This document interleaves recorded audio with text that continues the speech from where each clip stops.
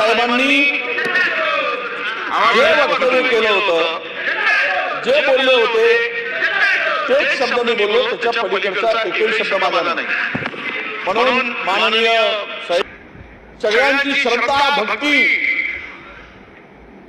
प्रभू रामचंद्रावर, मर्यादा पुरुषोत्तम तो रामायण जर आपण पाहिला अध्यक्ष महोदय, वाल्मिकी रामायण असेल, तुलसी रामायण असेल, अनेक 100 माझ्या माहितीप्रमाणे 24 भाषेमध्ये रामायण लिहिले. लिहिणारे अलीकडचे त्या रामायणाचं फार मोठ्या प्रमाणामध्ये विद्रुपीकरणही झालं. पण खरं रामायण होतं वाल्मिकी रामायण होतं. कधी प्रभू रामचंद्रांनी वाल्मिकी रामायण वाचल्यानंतर जात पात धर्म पंथ यावर कधीच उच्च नीच शूद्र कधीच यावर प्रभू रामचंद्राच्या लेखी विचारात भेदभाव नव्हता. तो भेदभाव पूर्ण जर आपण वाल्मिकी रामायणाचे काही उदाहरण दिले तर प्रभू रामचंद्र कोण होते असं म्हणतात, करणी करे सो नरका नारायण हो जाय असं म्हणतात. कारण करणी म्हणजे कर्तृत्व आणि कर्तृत्वातून माणसाचा देव होतो. नर म्हणजे माणूस, नारायण म्हणजे देव. कर्तृत्वातून या पृथ्वी तलावर आलेला प्रत्येक माणूस त्याला देवाचे रूप प्राप्त होतं आणि तो देव रूपाने प्राप्त झालेला माणूस आपल्याला पूज्यस्थानी असतो. प्रभू रामचंद्राचं कार्य असेल, छत्रपती शिवरायांचं कार्य, परमपूज्य डॉक्टर बाबासाहेब आंबेडकरांचं काम, महात्मा ज्योतिराव फुलेंचं, ही सगळी महापुरुष होऊन गेली, त्यांच्या कर्तृत्वाने देवस्थानी गेली. आणि प्रभू रामचंद्राचा इतिहास त्यापेक्षा मोठा आहे. पण त्याच प्रभू रामचंद्राच्या भूमीमध्ये माणसाला माणसाशी लढवताना मी पाहिलं, धर्माला धर्माशी भांडताना भांडण लावताना मी पाहिलं. महाराष्ट्रामध्ये अलीकडे झालेल्या दंगलीमध्ये 19.7% दंगली महाराष्ट्रात झाल्या 100%. मी काल परवा वाचलं, खरं आहे ते कळेल. म्हणजे तणाव निर्माण झाला. या भूमीनी अनेक महान नेत्यांना घडवलं, महापुरुषांना घडवलं. अध्यक्ष महोदय, हे बिल आणत असताना इथे भक्ताचा उल्लेख झाला. कशाला पाहिजे भक्ता? जर तुम्ही प्रभू रामचंद्राच्या सेवेकरी आहात, बैठकीला येताना जाण्या येण्याचा प्रवास कशाला पाहिजे? अशा माणसाची निवड करा ना, जो भत्ता घेणार नाही. प्रवास भत्ता, गाडी पत्ता, म्हणजे लोकांच्या दानपेटीतून लोकांनी दिलेल्या श्रद्धेपोटी आलेल्या पैशातून हे विश्वस्त धन भत्ता घेतील. तुम्ही त्याला भत्ता देणार आहात, भत्त्यासाठी येतील. म्हणजे गरिबांनी दिलेलं दान, श्रद्धेने दिलेलं दान, भाविकांनी दिलेलं दान, हे भत्तासाठी जर घ्यायचं असेल तरी विश्वस्त मंडळ का नेमता तुम्ही? सांगा, याची काय गरज आहे? हे विश्वस्त मंडळ नेमायची? अरे श्रद्धेने, समर्पित भावनेने हे नेमले पाहिजे. हे तर असं झालं आहे, ऊर्जा निर्मिती वाढायसाठी कोळशाला स्वच्छ करायचा आणि त्या कोळवाशिवाल्याला पैसे द्यायचे. ते धूळ काही निघत नाही, कोळ स्वच्छ होत नाही, एनर्जी काही वाढत नाही, पण तो कोळवाशिवाल्याचा फायदा होतो. आणि इकडे बॉयलर सत्यानाश होऊन अनेक युनिट बंद पडतात. हा असा स्वच्छ करण्याचा काही प्रयोग करण्याची मशीन काही तयार केली का? म्हणून माझं मत कसं आहे अध्यक्ष महोदय, मी या बिलाला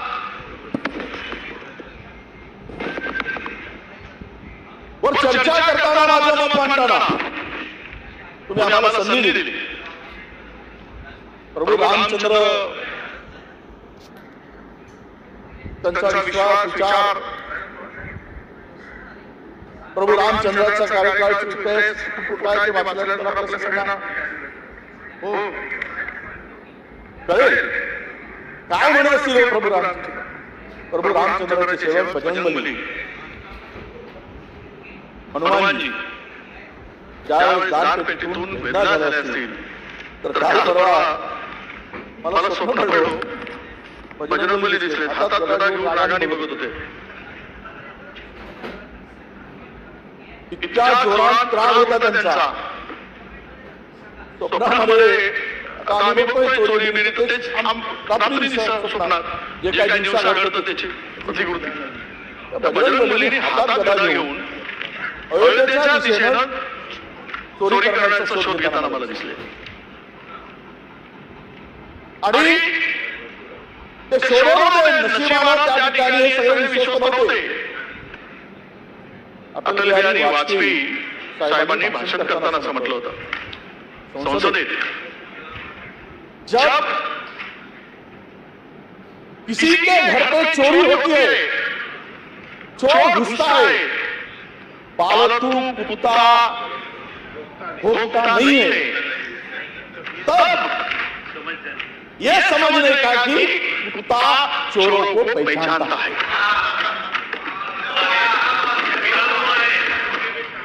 हे मी नाही म्हणत, हे अटल बिहारी वाजपेयी साहेबांनी म्हटलं.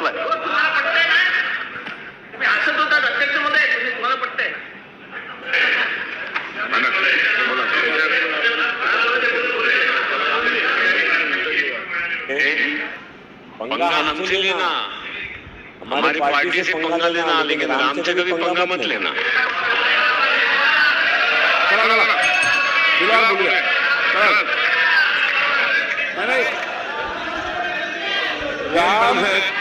राम से पंगा अभी इन्होंने लिया है चोरी करके. राम से पंगा लेने वालों से हमारा पंगा है, ये हमारा दुर्दैव है. चला आता आपण पुढे जाऊया. बराच बिझनेस बाकी आहे, पुढे जाऊया. वडेट्टीवार साहेब पुढे जाऊया आपण.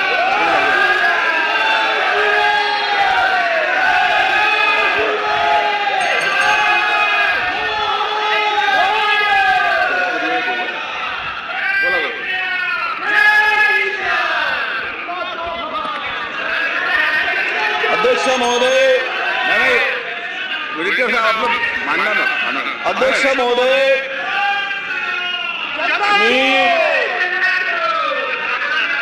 माननीय बसून बोलू नका, माजी पंतप्रधान आवाज साहेब, जाधव साहेब, अटल बिहारी वाजपेयी साहेबांनी जे वक्तव्य केलं होतं, जे बोलले होते तेच शब्द मी बोललो, त्याच्या पलीकडचा एकही शब्द माझा नाही. म्हणून माननीय साहेब, मी माझे कोणते शब्द नाही ते सगळ्यांनाच लागू. जो जो चूक राहील, जे धंदे करेल त्याला ते लागेल. हे शब्द काही तुमच्यासाठी नाही, आमच्यासाठी नाहीये, हे सगळ्यांसाठी. ज्यांनी ज्यांनी चोरी केली त्यांच्यासाठी ते लागू. आणि अध्यक्ष महोदय, एकही व्यक्ती सत्ता पक्षाकडे या चोरीवर बोलत नाही. त्यामुळं अटल बिहारी वाजपेयींनी बोललेले कोणाला लागू होतं? तुम्ही